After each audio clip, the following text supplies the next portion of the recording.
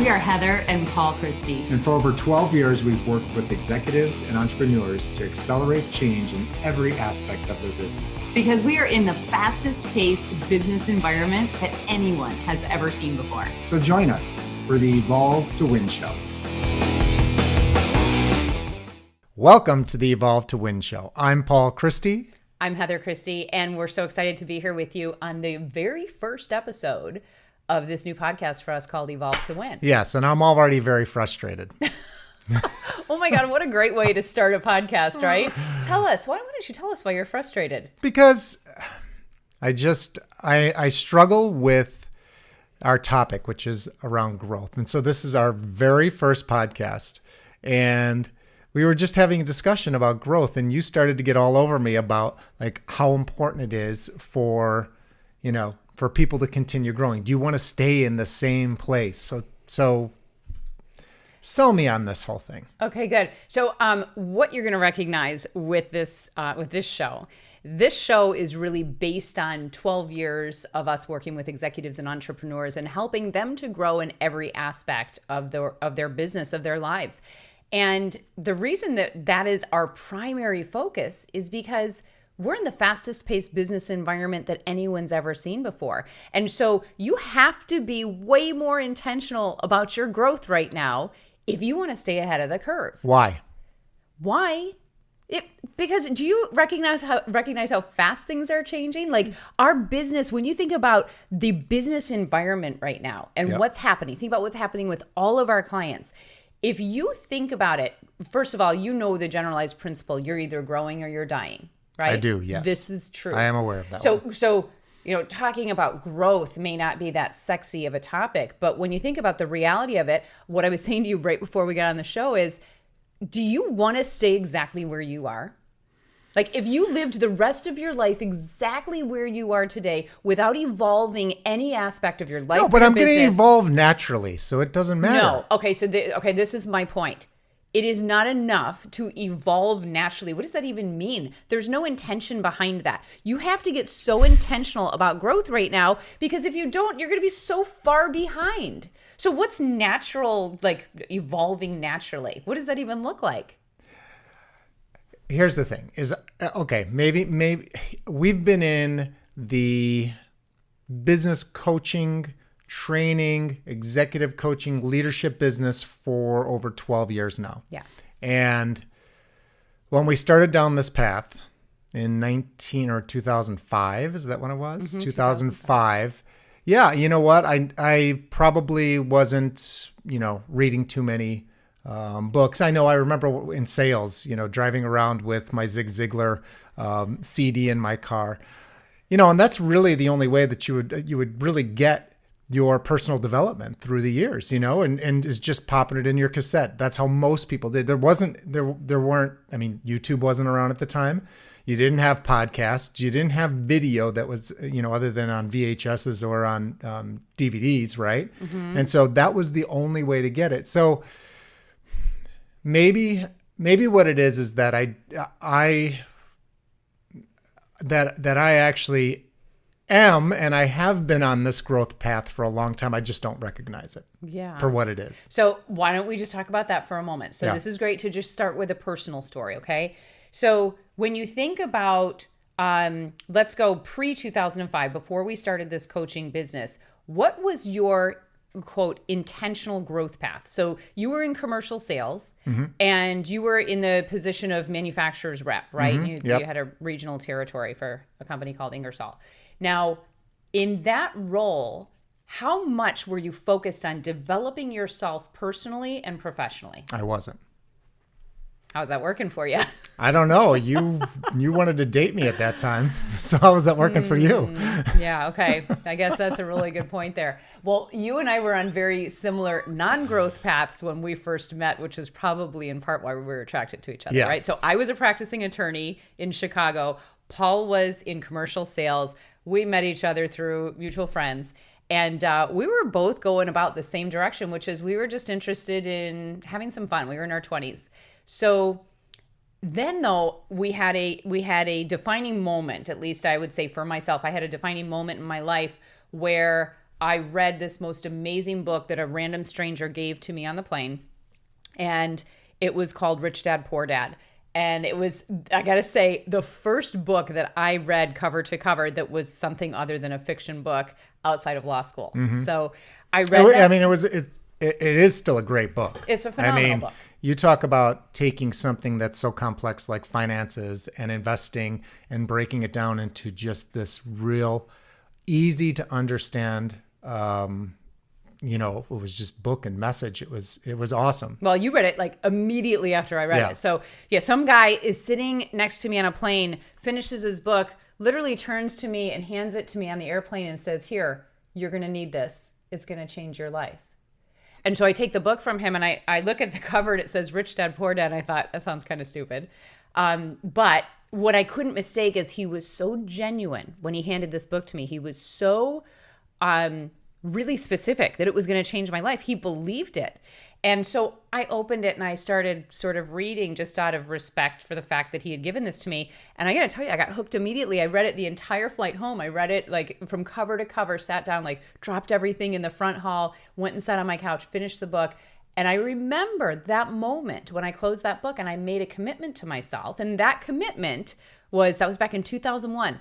That commitment was that I was going to take 100% responsibility going forward for my success in life, for all my results in life. And you're like, oh, well, that sounds like a really wise, conclusion that she came to, Heather. Not sure you needed a book to figure that out. But I can't tell you how meaningful that blinding flash of the obvious was for me, because what I had been doing up until then without my knowledge, I wasn't aware of it, is that I was blaming different people in my world for any lack of progress that I perceived or any lack of happiness that I perceived. Isn't that what you're supposed to do? Yeah, that's just because most people do it doesn't make it right. So, both Paul and I actually began, I would say really, truly began the journey of personal and professional development starting after the reading of that book. And we also committed to start attending seminars and really learning from anyone we could learn from. And when you think about who we were back in 2001 compared to who we are now in 2018, I think only upon reflection year after year do you really get present to how different the mindset is. Yeah, and I feel like you've been dragging me all kicking and screaming, right? I don't necessarily think kicking and screaming, but just the challenge I have with the whole personal development and growth thing is for me, I mean, at that time, yes. When we read Rich Dad, Poor Dad, and then we ended up doing Landmark, the program, that was kind of mind-blowing for me. And but at that point it happened so quickly, like things changed immediately. But then this whole growth path, from 2005 all the way till now, it just seems like it's been taking too long.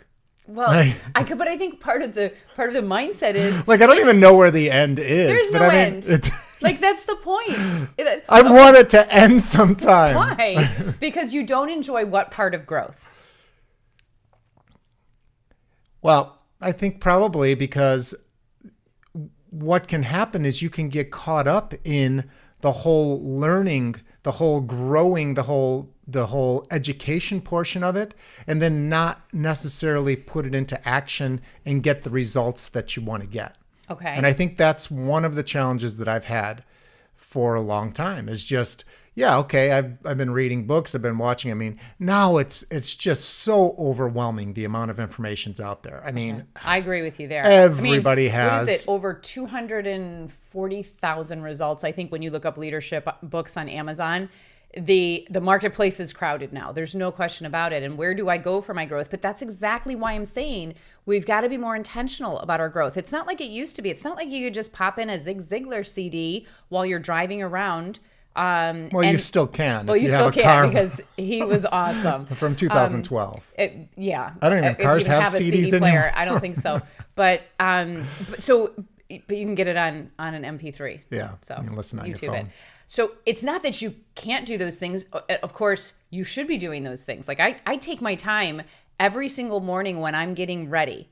I take my time to get ready, and I usually takes about 45 minutes, sometimes an hour. And I'm always listening to a podcast, or I'm listening to an episode from, Jim Rohn, or from, like it could be a Zig Ziglar, a Les Brown. It doesn't matter, right? But somebody who inspires me. Earl Nightingale is one of my big ones, and a lot of these guys aren't even around anymore. I've never met them. But when you think about, okay, so let's talk about what's going on in our environment right now. The most recent Gallup poll gives us the percentage engagement levels of our United States workforce. And they're staggering. Like they're really upsetting, right? Only 33% of our workforce is actually engaged, according to this most recent Gallup poll. Mm-hmm. And so when you think about the fact that we only have about 33% engaged, the rest of the population is either disengaged or actively disengaged. And those two... I know why. Okay, tell me why. Because they're all on social media. Did you know that globally, people spend 2 hours and 15 minutes on average on social media? Just on social media. And that's 2017 statistics. That's in 2017, so that's hot off the presses. Yeah. And I think that can account for some level of disengagement, but here's the question: what? Yeah, and that's first? counting like your mom, who's not even on social media at all. She's on social media. Oh, she was on Facebook. She checks us out. Not like my mom. Your mom's out. Your mom. My mom's emojis, out of control. Emojis, social I'm gonna media. Move this over a little bit. Okay, so the question is though: is social media the cause of the disengagement, or are people on social media because they're disengaged? I think there are a lot of people at work who are on social media. But I think one of the reasons is, if you look deeper into the Gallup poll statistics, you'll find out that the highest level of engagement, here's the good news, if you can consider this good news, the highest level of disengagement among our workforce is executives and managers. So what you consider the leadership within organizations. That comes in at a whopping 38%. So think about this.